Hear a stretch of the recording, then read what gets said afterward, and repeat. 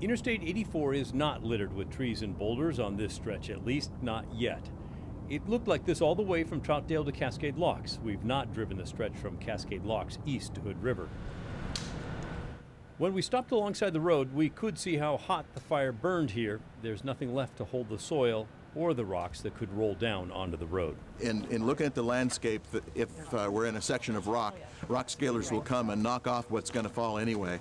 They're going to knock that off as soon as they can, and we'll clean that up before we open up the eastbound lanes. Tree fallers will also take care of all the dangerous trees they can find, and there are plenty.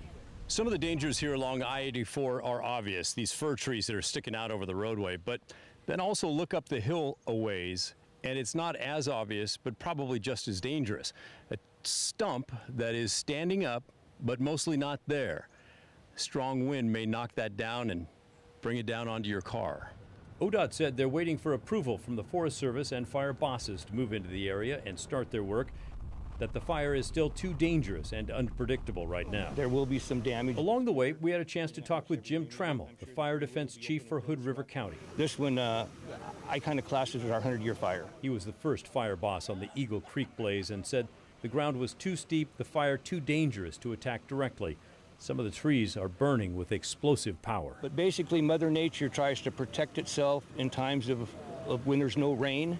As I was saying, as these pine trees, to protect themselves, they replace the water content in the summer by pitch, which are terpenes. And like I explained, turpentine, which is a flammable liquid, is distilled from the pitch from pine trees. So when people say it burnt like there was gasoline in the tree, in essence there is. The terpenes help protect the tree during the summertime, but yet they're highly flammable. It's unclear exactly what will happen next. Crews have used the last 3 days of good weather to build fire breaks around Cascade Locks and between the eastern edge of the fire and the Hood River Canyon.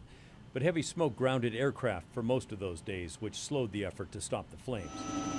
Early Thursday, the smoke lifted enough for Sky 8 to get an aerial view of the burned area.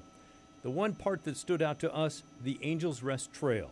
What was once a challenging path through a rugged forest is now a hard trail past black sticks. At the very top of the trail, the lookout from Angel's Rest appears to be undamaged. Farther up to the south, we found some green trees. Others turned brown from the flames.